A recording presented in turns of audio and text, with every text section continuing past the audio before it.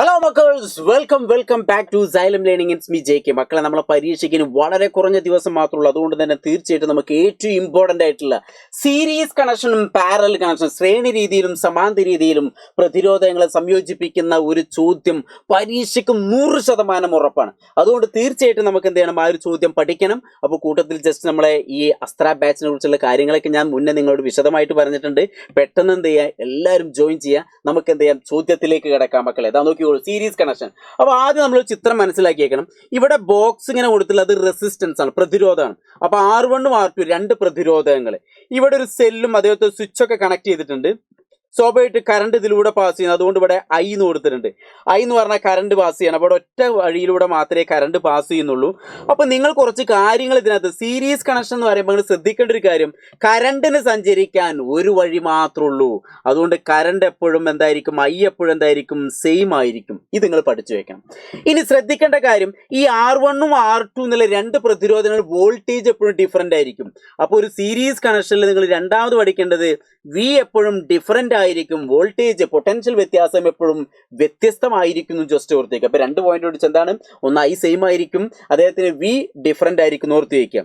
ഇനി ഇവിടെ effective resistance, സഫല പ്രതിരോധം, ഇവിടുത്തെ ടോട്ടൽ റെസിസ്റ്റൻസ് എന്ന് ചോദിച്ചാൽ നമുക്കറിയാം R എപ്പോഴും എന്തായിരിക്കും, കൂടുതലായിരിക്കും. കാരണം എന്താണ്, R equal to R1 plus R2 നേരെ കൂട്ടിയാൽ മതി. അപ്പോൾ എപ്പോഴും വലിയ സംഖ്യയാണ് കിട്ടുക. അതുകൊണ്ട് റെസിസ്റ്റൻസ് എപ്പോഴും കൂടുതലായിരിക്കും. അപ്പോൾ ഒരു സീരീസ് കണക്ഷനിൽ നിങ്ങൾ മിനിമം ഈ ഒരു 3 പോയിന്റ് പഠിക്കണം, പ്ലസ് ഒരു ഇക്വേഷൻ ഓർത്ത് വയ്ക്കുക. ഇനി പാരലൽ കണക്ഷൻ ആകുമ്പോൾ ശ്രദ്ധിക്കുക, ഈ ചിത്രത്തിലേക്ക് തന്നെ നോക്കും. ഇവിടെ സെല്ലും സ്വിച്ചൊക്കെ കണക്ട് ചെയ്തിട്ടുണ്ട്. കറണ്ട് ഇതിലൂടെ വന്ന് നോക്കിയാൽ 2 വഴികളായിട്ട് പോയി. അപ്പോൾ ഇവിടെ ശ്രദ്ധിച്ചോ, I2 I1 I2 എന്നൊക്കെ കണക്ട് ചെയ്താണ്ടോ. ഇവിടെ റെസിസ്റ്റൻസ് ആണ്. റെസിസ്റ്റൻസിനെ നമ്മൾ ഇങ്ങനെ ഇങ്ങനെയാണ് അടയാളപ്പെടുത്തുക, R1 R2. അപ്പോൾ ശ്രദ്ധിക്കേണ്ട ആദ്യത്തെ പോയിന്റ് അവിടെ എഴുതിയേക്കട്ടെ. ഇവിടെ കറണ്ട് I എന്തായിരിക്കും, ഡിഫറൻ്റ് ആയിരിക്കും. ഇവിടെ കറണ്ട് ഇവിടെ ഇതിലൂടെ വന്നിട്ട് 2 വഴിയിലൂടെ സ്പ്ലിറ്റ് ചെയ്ത് പോകണം. അതുകൊണ്ട് കറണ്ട് എപ്പോഴും വ്യത്യാസമായിരിക്കും എന്ന് ഓർത്തേക്കാം. പക്ഷെ വോൾട്ടേജ് ഇവിടെ എപ്പോഴും എന്തായിരിക്കും, അപ്പോൾ സെയിം ആയിരിക്കും. അപ്പം നേരത്തെ പഠിച്ചതിൻ്റെ ഡിഫറൻറ്റ് വ്യത്യാസം ഇതാ നോക്കുക, I സെയിം ആണ്, V ഡിഫറൻ്റ് ആണ്. അപ്പോൾ ഇവിടെ എത്തിയപ്പോൾ എന്ത് ചെയ്തു, I ഡിഫറൻ്റ് ആയി, V സെയിം ആയി. അപ്പോൾ അത് പ്രത്യേകം ശ്രദ്ധിക്കാം. ഇനി മൂന്നാമത്തെ, ടോട്ടൽ ഇഫക്റ്റീവ് റെസിസ്റ്റൻസ് R എപ്പോഴും കുറവായിരിക്കും. അതിന് കാരണം എന്ന് പറഞ്ഞാൽ 1/R equal to 1/R1 plus 1/R2. ഇതാണ് ഇക്വേഷൻ വരുന്നത്. അല്ലെങ്കിൽ R equal to R1 R2 by R1 plus R2. ഇങ്ങനെ ഈ ഇക്വേഷൻ ഓർത്തേക്കുക. അപ്പോൾ താഴത്തൊരു സംഖ്യ കൂടി വന്നു കഴിഞ്ഞാൽ നമ്മൾ ഹരിച്ച് കഴിഞ്ഞാൽ, ഡിവൈഡ് ചെയ്ത് കഴിഞ്ഞാൽ കിട്ടുന്ന ആൻസർ എപ്പോഴും ചെറുതായിരിക്കും. അപ്പോൾ ടോട്ടൽ ഇഫക്റ്റീവ് റെസിസ്റ്റൻസ് പാരലൽ എപ്പോഴും എന്തായിരിക്കും, കുറവായിരിക്കും ഓർത്തേക്കുക.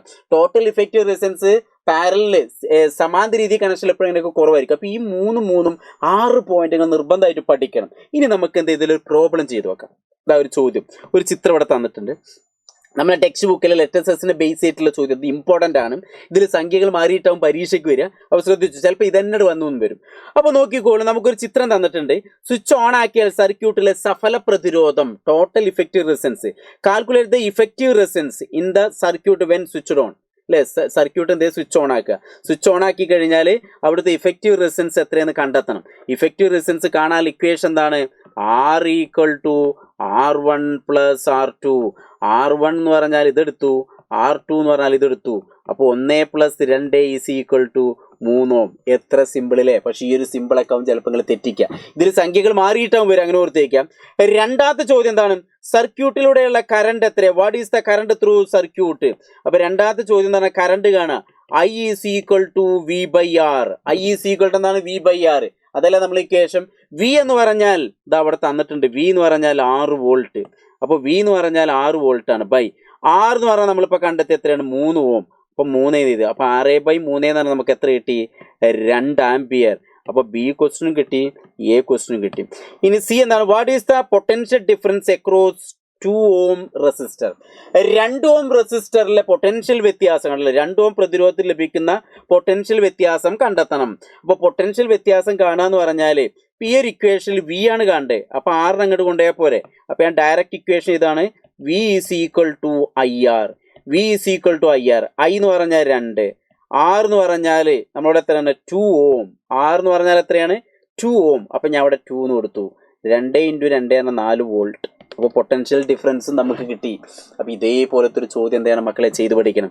അങ്ങനെ അടുത്ത് ചോദിച്ചു, what is the current flowing through 1 ohm resistor? Current pass ചെയ്യുക. ഇവിടെ 1 ohm പ്രതിരോധത്തിലൂടെ പ്രവഹിക്കുന്ന കറണ്ട് എത്രയാ? നമുക്കറിയാം ശ്രേണി രീതി എന്ന് പറഞ്ഞാൽ അല്ലേ, പാരലൽ കണക്ഷൻ എന്ന് പറഞ്ഞാൽ ഐ എപ്പോഴെന്തായിരിക്കും? സെയിം ആയിരിക്കും. അപ്പോൾ സ്വാഭാവികമായിട്ടും കറണ്ട് നേരത്തെ നമുക്ക് കിട്ടിയിട്ടുണ്ട്. എത്രയാണ്? 2 ആംപിയർ. അപ്പോൾ ഇവിടെ ആൻസർ എത്രയാണ്? 2 ആംപിയർ. അപ്പോൾ ഐ എപ്പോഴും അവിടെ സെയിം ആണ്. അപ്പോൾ അവിടുത്തെ കറണ്ട് എപ്പോഴും 2 ആംപിയർ. ഓർത്ത് വയ്ക്കുക. അപ്പോൾ സീരീസ് കണക്ഷനുമായി ബന്ധപ്പെട്ട ഒരു പ്രോബ്ലമാണ് ഇപ്പോൾ നമ്മൾ ചെയ്ത്. ഇനി അടുത്തത് ടെക്സ്റ്റ് ബുക്കിൽ വീണ്ടും നമ്മൾ ഒരു ചോദ്യം വന്നാണ്, പാരലുമായി ബന്ധപ്പെട്ട ചോദ്യമാണ്. അപ്പോൾ അതുകൂടി നമുക്ക് ചെയ്ത് നോക്കണം. 6 ohm 3 ohm എന്നീ 2 പ്രതിരോധങ്ങൾ 6 വോൾട്ട് ബാറ്ററിയുമായി തന്നിരിക്കുന്നു. ഇവയെ സമാന്തരമായി ബന്ധിപ്പിക്കുന്ന സർക്യൂട്ട് ഡയഗ്രം. ചിലപ്പോൾ ചിത്രം വരയ്ക്കാൻ വരും അല്ല, draw the circuit diagram connecting in the പാരലാണ്. അപ്പോൾ പാരലായിട്ട് നമ്മളൊരു സർക്യൂട്ട് ഡയഗ്രം വരയ്ക്കാൻ പറഞ്ഞാൽ ഞാൻ 2 റെസിസ്റ്റൻസ് ഇങ്ങനെ വരച്ചു, 2 പ്രതിരോധം ഇങ്ങനെ വരച്ചു. എന്നിട്ട് എത്രയാണ്? 6 ohm 3 ohm. എന്നിട്ട് ഒരു 6 വോൾട്ട് ബാറ്ററിയുമായിട്ട് ഞാൻ കണക്ട് ചെയ്തു, 6 വോൾട്ട്. അപ്പോൾ ഇതാണ് എ ക്വസ്റ്റിൻ്റെ ആൻസർ. ചിത്രം വരച്ചു, അത്രേ ഉള്ളൂ. രണ്ടാമത്തെ ചോദ്യം എന്താണ്? സർക്യൂട്ടിലെ സഫല പ്രതിരോധം കണ്ടെത്തുക. Find the effective resistance of circuit ആണ്. അപ്പോൾ സർക്യൂട്ടിലെ സഫല പ്രതിരോധം കാണാനുള്ള ഇക്വേഷൻ R ഈക്വൽ ടു എന്താണ് equation? R1 R2 by R1 plus R2. നമുക്ക് 1 ബൈ വെച്ചും ചെയ്യാം കേട്ടോ, നിങ്ങൾക്ക് ഇഷ്ടമുള്ള ഇത് വെച്ചും ചെയ്യാം, ഒന്നുകൂടി സിമ്പിൾ ഇതായിരിക്കും. അപ്പോൾ R1 R2 എന്ന് പറഞ്ഞാൽ 6 × 3 ബൈ 6 പ്ലസ് 3 എന്ന് വരും. C equal to 18 by 9. 18 by 9 പറഞ്ഞാൽ നമുക്ക് എത്ര കിട്ടി? 2 എന്ന് കിട്ടി. 9 2 2 എന്ന് കിട്ടി. അപ്പോൾ 2 ohm. അപ്പോൾ സർക്യൂട്ടിലെ ടോട്ടൽ ഇഫക്റ്റീവ് റെസിസ്റ്റൻസും കിട്ടി. അങ്ങനെ calculate the current through each resistor. ഓരോ റെസിസ്റ്ററിലൂടെയുള്ള കറണ്ട് നമ്മൾ എന്ത് ചെയ്യണം? കണ്ടെത്തണം. അപ്പോൾ ഓരോ റെസിസ്റ്ററിലൂടെയുള്ള കറണ്ട് നമ്മൾ കണ്ടെത്തണം. അപ്പോൾ ആദ്യത്തെ നമുക്ക് I is equal to V by R1 എന്ന് കൊടുത്തു ചെയ്യാം.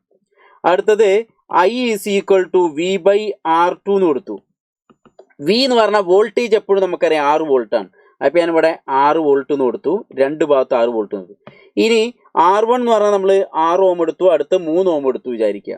അപ്പോൾ അങ്ങനെയെങ്കിൽ ഇവിടെ 6 ബൈ ഇവിടെ 3 കിട്ടി. അങ്ങനെയെങ്കിൽ 6 ബൈ 6 എന്ന് പറഞ്ഞാൽ ഇവിടെ 1 ആംപിയർ എന്ന് കിട്ടി, ഇവിടെ 6 ബൈ 2 ആംപിയർ എന്ന് കിട്ടി. നമുക്കറിയാം ഇവിടുത്തെ ടോട്ടൽ കറണ്ട് അല്ലെങ്കിൽ ടോട്ടൽ കറണ്ട് നമുക്ക് ഇവിടെ എത്ര കിട്ടും? ഈ 1 പ്ലസ് 2 നമുക്ക് എത്ര കിട്ടി? 3 ആംപിയർ എന്ന് കിട്ടി. അവിടുത്തെ ടോട്ടൽ കറണ്ട് 3 ആംപിയർ കിട്ടി. പക്ഷെ നമ്മളോട് പറഞ്ഞിട്ടുള്ളത് ഇവിടെ കറണ്ട് എന്ത് ചെയ്യുന്നു? ഇതിലൂടെ വന്നിട്ട് ഇങ്ങനെ സ്പ്ലിറ്റ് ചെയ്ത് പോകുന്നു. അപ്പോൾ ഇവിടുത്തെ കറണ്ട് ഡിഫറൻ്റ് ആയിരിക്കും നമുക്കറിയാം.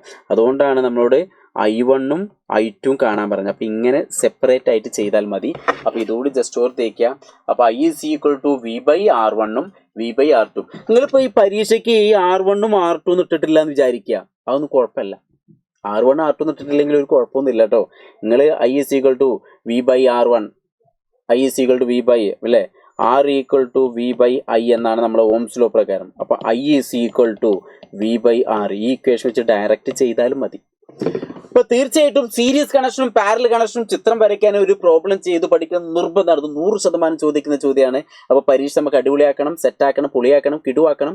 എല്ലാവരും ലൈവിലേക്ക് വരെ നമുക്ക് കൂടുതൽ ചോദ്യങ്ങൾ. കുറേ കുട്ടികൾ പറയുന്നത് ലെറ്റേഴ്സിനകത്ത് വരുന്ന ചോദ്യങ്ങളൊക്കെ ചെയ്യുമോ, അതൊക്കെ നമ്മൾ ലൈവ് ക്ലാസ്സിനകത്ത് ഉൾപ്പെടുത്തും. അപ്പോൾ നമുക്ക് പരീക്ഷ ഈസിയാകാം, അടിപൊളിയാക്കാം, സെറ്റാക്കാം.